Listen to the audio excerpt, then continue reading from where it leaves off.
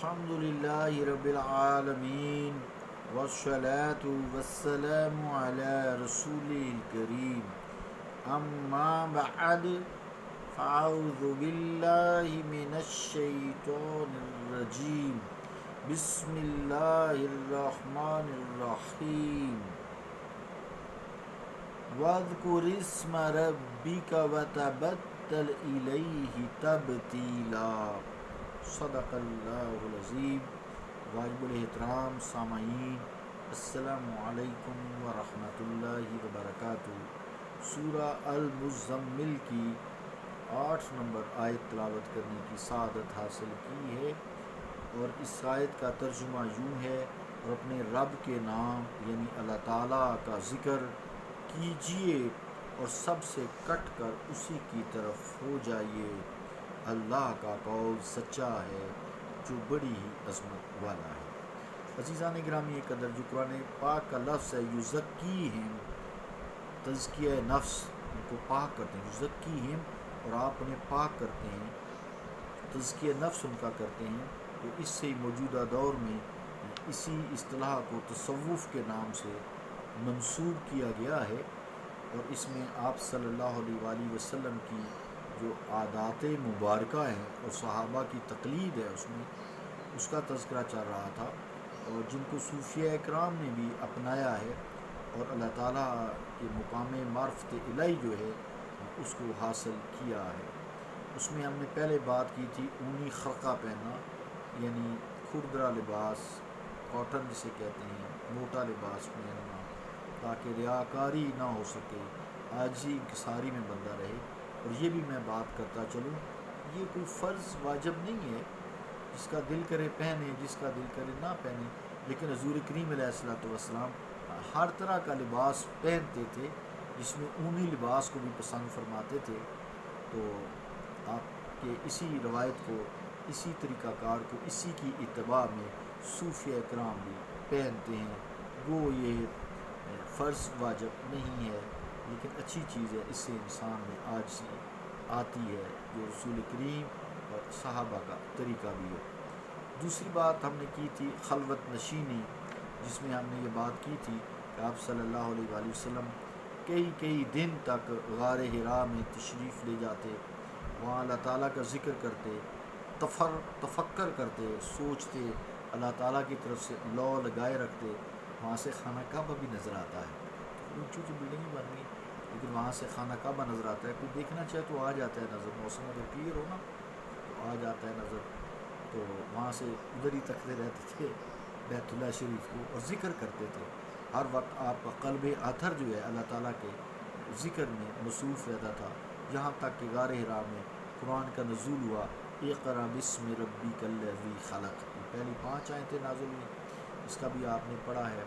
تیسری بات آپ کریں گے تزکیہ نفس میں، اور جو صوفیہ اکرام نے بھی کرتے ہیں اور کرواتے ہیں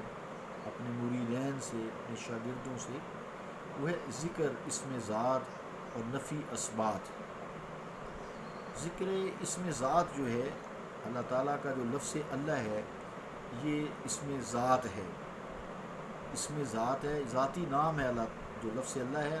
یہ ذاتی نام ہے۔ اس میں قرآن مجید نے کئی دفعہ یہ کہا ہے، کئی جگہ پہ آیا ہے کہ یا ایھا الذین آمنوا اذکروا اللہ ذکرا کثیرا، اے ایمان والو اللہ تعالیٰ کا ذکر کثرت سے کرو۔ اسی طرح الذین یذکرون اللہ، لیکن یا یذکرون اللہ، لفظ اللہ کا ذکر کرو، یہ اس میں ذات ہے۔ تو اللہ کا جو لفظ ہے یہ ہر طرح سے جامع ہے۔ جب یہ کسی کے قلب اطہر پہ لفظ اللہ کھل جاتا ہے، اس کو پھر زیادہ کتابوں کی بھی ضرورت نہیں رہتی، اس کے دل میں اللہ تعالیٰ اپنا نور جو ڈالتا ہے، اس سے اس کو شریعت مطہرہ یا دوسرے ضروری مسائل کا اللہ تعالیٰ خود بخود آگاہ کرتا رہتا ہے۔ فَأَلْهَمَهَا فُجُورَهَا وَتَقْوَاهَا، بس ہم الہام کرتے ہیں فسق و فجور اور تقویٰ کا، یعنی تقویٰ اور فسق و فجور کو اللہ تعالیٰ الگ الگ کر دیتا ہے، حق اور باطل کو الگ الگ پہچان کراتا ہے، پھر انسان حق کی طرف جاتا ہے اور اس کی طرف ساری باطل سے کٹ کر اسی کا ہو جاتا ہے۔ جو رب ہے، جو اس آیت میں بھی ہے ربی کا، اپنے رب کا، واذکر اسما، تو اسم سے مراد یہاں اسم ذات ہے اللہ، تو ربی کا، رب کا مطلب ہوتا ہے یہ اللہ کا صفاتی نام ہے، پالن ہار، اور رب کا مطلب یہ ہوتا ہے پالن ہار کا، رب کا مطلب ہوتا ہے جو نقطۂ زوال سے لے کر نقطۂ عروج تک پہنچاتا ہے، اور اس پیریڈ میں جتنی بھی چیزیں مہیا کرنی ہوتی ہیں یا انسان کو ضرورت ہوتی ہیں ان کو باہم پہنچاتا ہے، اسے رب کہتے ہیں پالن ہار۔ اسی لیے ہم جب نماز بھی پڑھتے ہیں الحمدللہ رب العالمین، تو یہاں رب جو ہے صفاتی نام ہے۔ پھر اللہ تعالیٰ کے کچھ جو ہے وہ نام ہے دوسرے کمالاتی نام ہے، کمال، جیسے بدیع السماوات والارض، بدیع جو ہے یہ اللہ تعالیٰ کا، یا فاطر السماوات والارض، یہ اللہ تعالیٰ کے جو ہیں یہ کمالاتی نام، کمال ہے نا،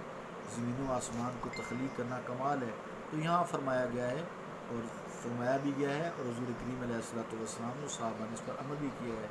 لفظ اللہ کا یا اللہ تعالیٰ کا یا رب کا صفاتی نام سے یا کمالاتی نام سے، جیسے یا بدیع ہو یا فاطر، تو یہ بھی ذکر فرماتے تھے۔ تو یہاں آیت کے مطابق اپنے رب کا، اللہ کا یعنی ذکر کیجیے اور سب سے کٹ ہو کر اسی کی طرف ہو جائیے۔ یہی تعلیم آپ صلی اللہ علیہ وسلم نے اپنے صحابہ کو دی تھی، اور اسی سے تزکیہ نفس ہو کر انسان پاک صاف ہو کر اللہ تعالیٰ کا قرب پاتا ہے۔ قاضی ثناء اللہ پانی پتی رحمۃ اللہ علیہ فرماتے ہیں عالم ان علی ھذا التاویل فی قولہ تعالی واذکر اسم ربک اشارۃ علی تقریر اسم ذات، یعنی معلوم ہوا ارشاد باری تعالیٰ واذکر اسم ربک کہ مذکورہ جو تعویل سے اسم ذات کے تکرار کا اشارہ ملتا ہے، یعنی اللہ اللہ اللہ اللہ، یہ قلب کرے، روح میں سماتا ہے، جسم میں سماتا ہے، آنکھوں میں سماتا ہے، ہر طرف انسان جدھر دیکھتا ہے اللہ ہی اللہ محسوس ہوتا ہے۔ معلوم تو مشکل ہے نا، محسوس ہوتا ہے، محسوس ذات کی دنیا معلومات کی دنیا سے بہت زیادہ آگے ہے۔ جو لوگ معلوم کرتے رہتے ہیں ساری عمر معلوم نہیں کر سکتے، جو محسوس کر لیتے ہیں وہ محسوس کر لیتے ہیں۔ تو کسی شاعر کی زبانی ہے نا، اس طرف نظر ڈالی ہم نے ساری عمر یوں ہی ختم کر ڈالی، پتے پتے میں اس کو دیکھ لیا، پتے پتے میں اس کو دیکھ لیا، ڈالی ڈالی پر یوں نظر ڈالی۔ انسان کی نظر ہونا اللہ رب العالمین کرم فرماتا ہے، یہ ذکر الہی سے ہی ممکن ہے، اسی سے تزکیہ نفس ہوتا ہے۔ یہ تیسری بات ہم نے کی ہے۔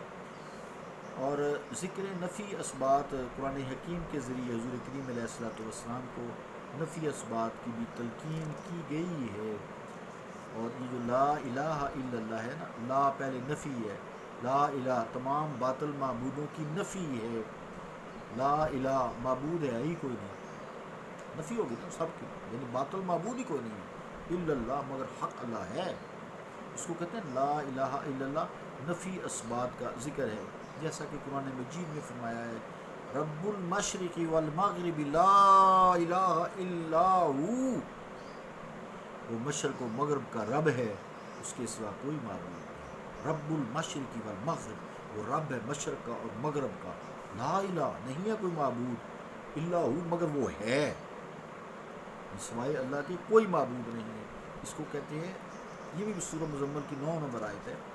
تو اس کا مطلب ہوتا ہے، اس کا کہتے ہیں نفی اثبات کا ذکر۔ تو لا الہ الا اللہ کا جو تذکرہ ہے حضور کریم علیہ السلام خود بھی کرتے ہیں، صحابہ کو بھی تلقین کرتے ہیں، صوفیہ نے بھی اس کو اپنایا ہے۔ قاضی ثناء اللہ پانی پتی رحمۃ اللہ علیہ آیت کی اس حصے کی تفسیر میں پھر رقم دراز ہیں، وہ فرماتے ہیں فی قولہ تعالی رب المشرق والمغرب لا الہ الا ہو اشارۃ الی تصور احاطہ تعالی بالممکنات ذکر النفی والاثبات وکلا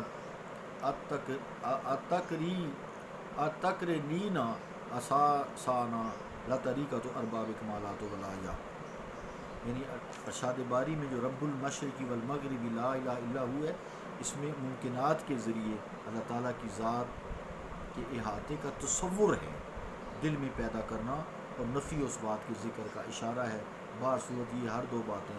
باب ولایت کے طریقہ کی اساس ہیں، یعنی اللہ تعالیٰ کی دوستی کی یہ بنیاد ہیں۔ عزیزان گرامی، قدر وقت بھی پورا ہوا، سلوک و طریقت میں مشائخ اذکار کی یہی تعلیم اپنے شاگردوں کو، مریدین کو اور طالبین حق کو دیتے ہیں۔ پھر حضور علیہ السلام نے ذکر لا الہ الا اللہ کو افضل الذکر بھی قرار دیا ہے، اس کے فضائل بیان کر اس کی تلقین بھی فرمائی ہے۔ یہ ایک ایسا کلمہ ہے ایسا نفی اس بات کا یہ ذکر ہے جس کی جڑیں دور زمین تک، قرآن مجید نے بھی یہ کہا ہے، پھیلی ہوئی ہیں، اور وہ اصلها جو ہے اس کی جو جڑیں زمین تک پھیلی ہوئی ہیں، اور فرعها فی السماء، قرآن ہے یہ، اور اس کی جو شاخیں آسمانوں کو ٹچ کر رہی ہیں، یعنی اس سے انسان کے اندر جو ہے اللہ رب العالمین کا قرب پیدا ہوتا ہے۔ یہ 3 باتیں ہم نے سیکھی، اونی خرقہ پہننا، پھر خلوت نشینی کرنا، پھر آج جو نفی اس بات کا ذکر جو انتہائی اہم ہے، اتنے واقعوں میں اس کو اتنا ہی بیان کر سکتا تھا۔ ایسے ہمارا ذکر چلتا ہے نفس ہمارا کے لیے لا الہ الا اللہ، اس سے بھی آپ استفادہ کر سکتے ہیں۔ صلی اللہ تعالیٰ علی رسول خیر خلقہ محمد وعلی آلہ وصحبہ اجمعین برحمتک یا رحمۃ۔